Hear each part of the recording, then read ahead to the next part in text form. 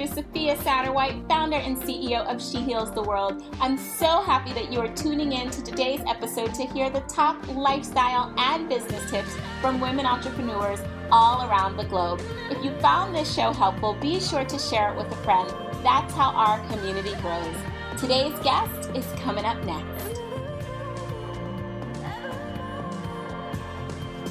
Hey there, welcome to the She Heals the World talk show today. So today I am very excited to welcome love coach and relationship therapist Jordan Green to the show. Valentine's Day is coming up, everybody. In fact, it's right around the corner.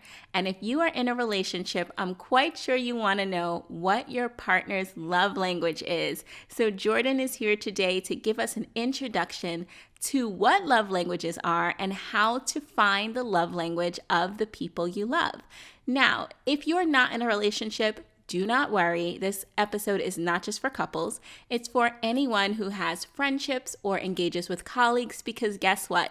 It's super important to know the love language of everyone that you interact with, because it will make your relationships with them stronger. So I am so excited that Jordan is joining us today. She's going to share her business journey and give us some tips on love. Jordan, welcome to the show. Thank you so much for having me. I'm so excited to talk to you today. Yeah, could you tell our audience how you got started with this work? Yeah, so actually both my mom and stepmom are therapists. So I had a lot of really good examples growing up. And my mom always encouraged helping others. And we did a lot of volunteering growing up, just with my whole family. So after graduate school, I decided to get my master's in social work. And I did internships in inpatient mental health crisis centers and schools and various outpatient mental health programs to figure out what exactly I wanted to do. And so after I finished my schooling, I worked at a counseling agency seeing individuals and couples and families at the office and in their homes and in the community. And we had to log about 4,000 client hours before I could take my licensure test to become fully licensed. So it's quite a journey to become a therapist.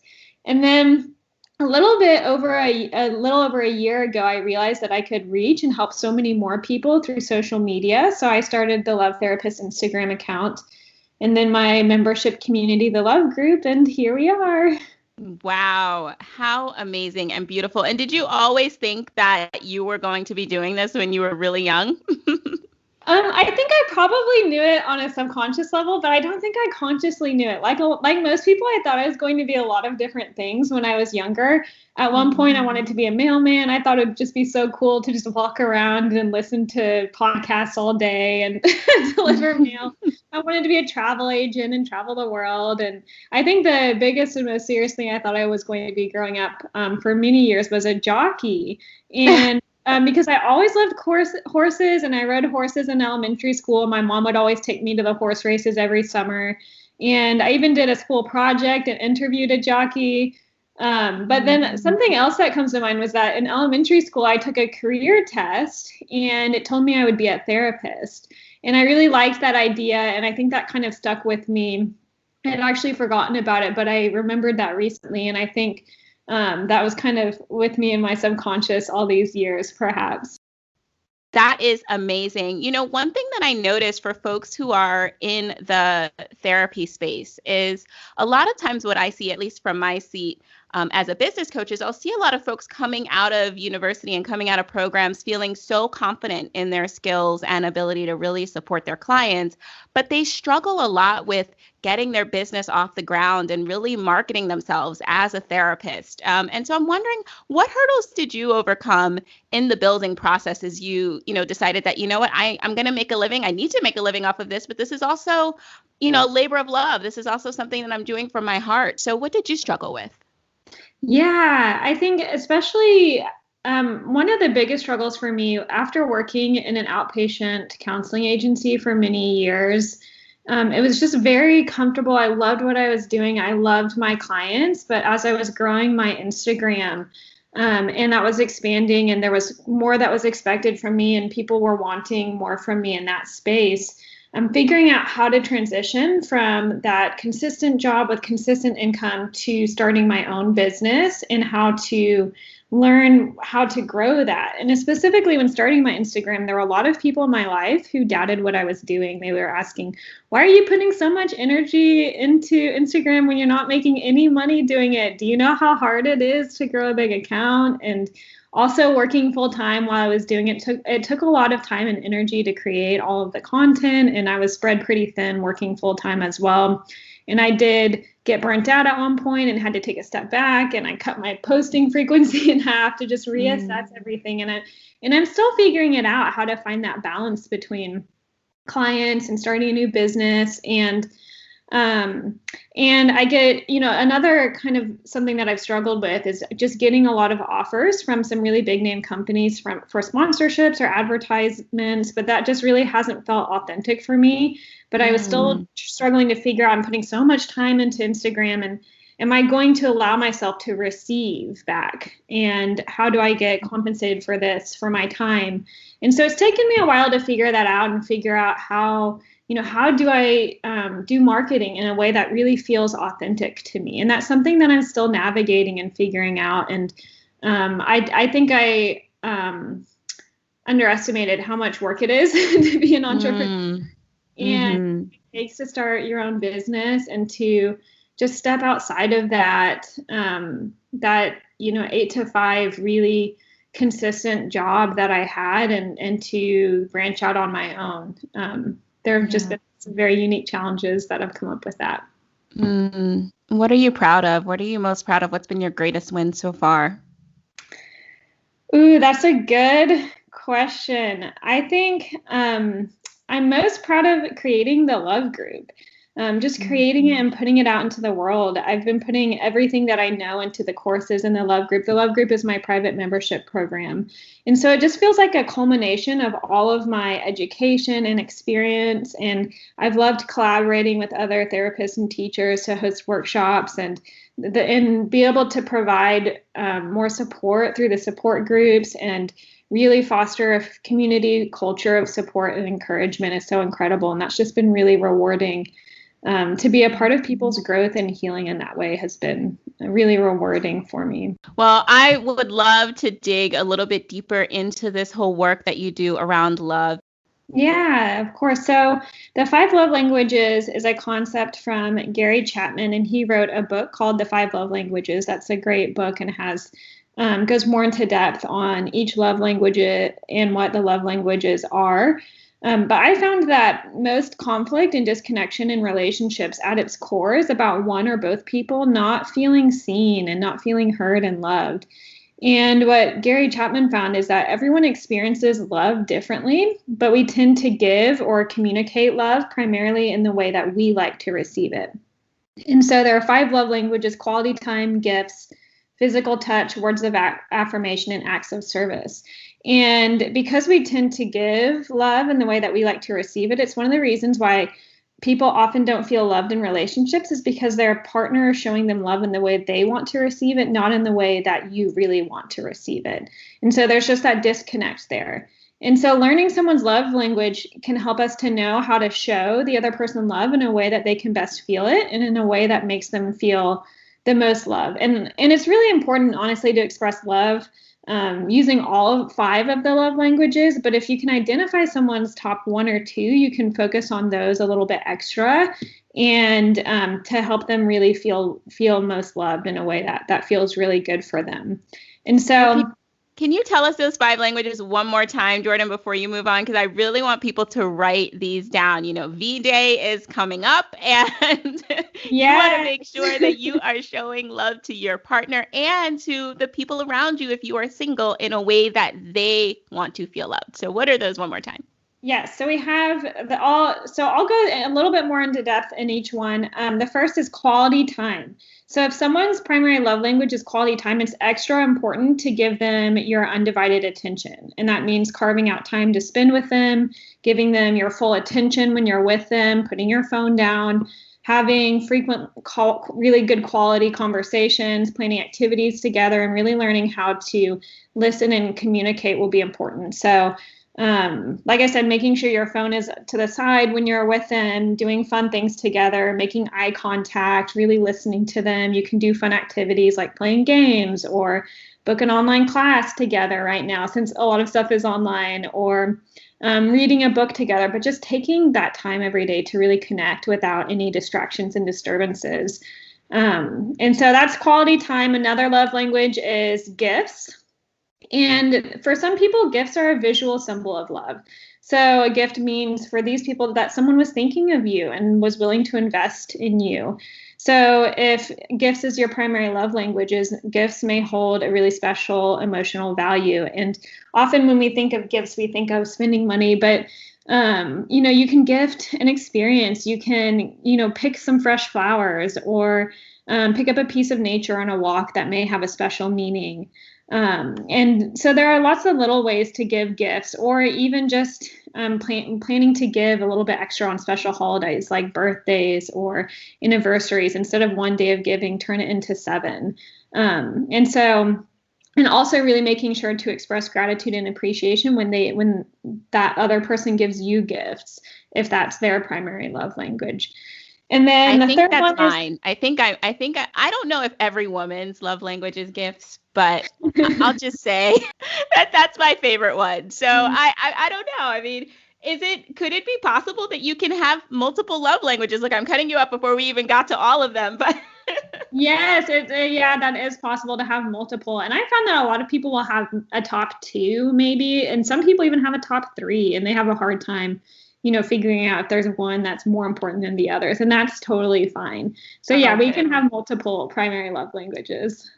Oh, good, good. Yeah, so then the third is physical touch, and that's, we all kind of know what physical touch is. It can just mean giving hugs or sitting close, or giving them a pat on the back, or just random little touches.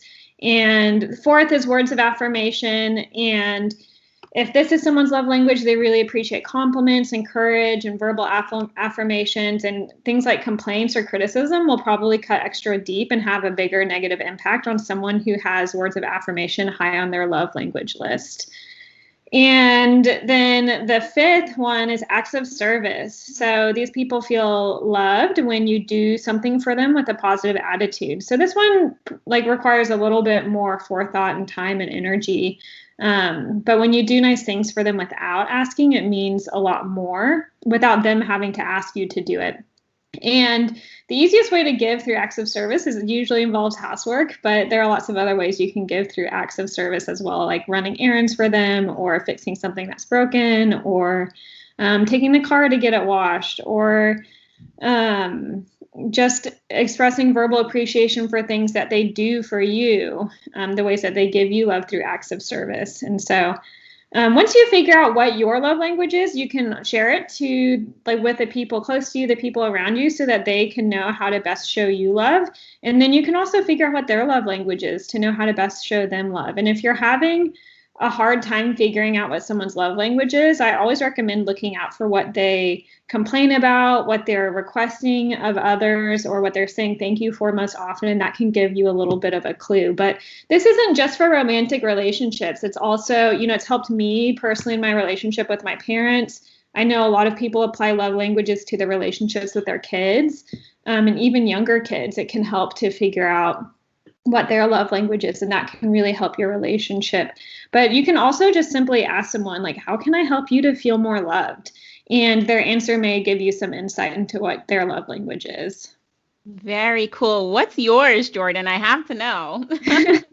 Well, it's interesting because I always thought mine was quality time for many years, but lately I've realized that I think one of my top ones is acts of service. Very cool. Very cool. Yeah, I think I'm a tie between the gifts and the physical touch. I'm a huggy person, and as soon as I meet someone, I automatically hug them. And I'm sure that can feel strange to some people, but to me, I'm like, we're friends, right? So give me a hug. I love that. I love that. Has that been extra hard for you during with all the social distancing right now? It has been, and it's a toss up because oddly enough, I am somewhat of an introvert, but I still am, a hugger. So on some aspects, I'm like happy to have the time. I've been kind of happy to just kind of be able to be in my home and be with myself and all of that. But now it's going a little bit overboard. And so I am feeling a little bit more disconnected, like everybody is, from the world. And I can't wait. I am counting down until I can just see my friends and just give them all lots of hugs and love. So it's been a challenge.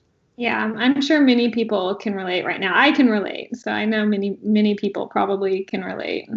But I can tell you this, even though, I am a hugger, I still am looking forward to some great gifts for V-Day from my husband. So I love that. That's awesome. Well, this has been so amazing, Jordan. I love these love languages, and I love this conversation. Quality time, gifts, physical touch, words of affirmation, acts of service. Like we said, as Valentine's Day is coming up, or even if it wasn't a holiday coming up, it's still a great opportunity to get to know the people around you, really start to study them and understand what their love language is and show them love in the way that they best receive love. This work is just so important, not just for people who are partners, but people who are friends. And like you said, even folks you network with, people in business. If you know their love language, you can show up and shine for them and with them so that you can create connections for the future. So as you are looking back at your business, Jordan, if you could give your 10-year younger self any piece of advice, what would it be? Ooh, I love that question. I would probably tell a 10-year younger Jordan to slow down and enjoy the moment. Just enjoy the little moments. I'm a very self-driven person, and I have a really strong inner drive, which leads me to work really hard. And that's been really amazing in a lot of ways. It's brought me, to where I am today, but it was also often at the expense of a work-life balance. So I would tell 10-year younger Jordan to slow down and enjoy the journey more. And also to watch out for those student loans. And more scholarships. Student loans are a killer. I hear you. I think often we don't think about it when we're in the moment, but then we look back later and we're like, oh, I wish someone had had a nice talk with me about that, to really think about it before. You're in business. Don't worry. They will go away. Well, Jordan, how can our audience find and support you? So they can find me on Instagram at the.love.therapist. You can find the Love Group has its own Instagram page as well as the.love.group. My website is jordanandrea.com, and that's where you can go to sign up for my monthly love letter email. You can sign up for the Love Group there. You can also see I created some planners for 2021. And so you can also find the planners there and any other of my offerings, whether it's the coaching or therapy. You can all find all of that on my website. Beautiful, Jordan. Thank you so much for sharing your brilliance with us today and for coming on the show. I can't wait to have you back. Thank you so much. I'm excited to come back at some point. Totally excited. And I'm excited for quarantine to be over. I feel you.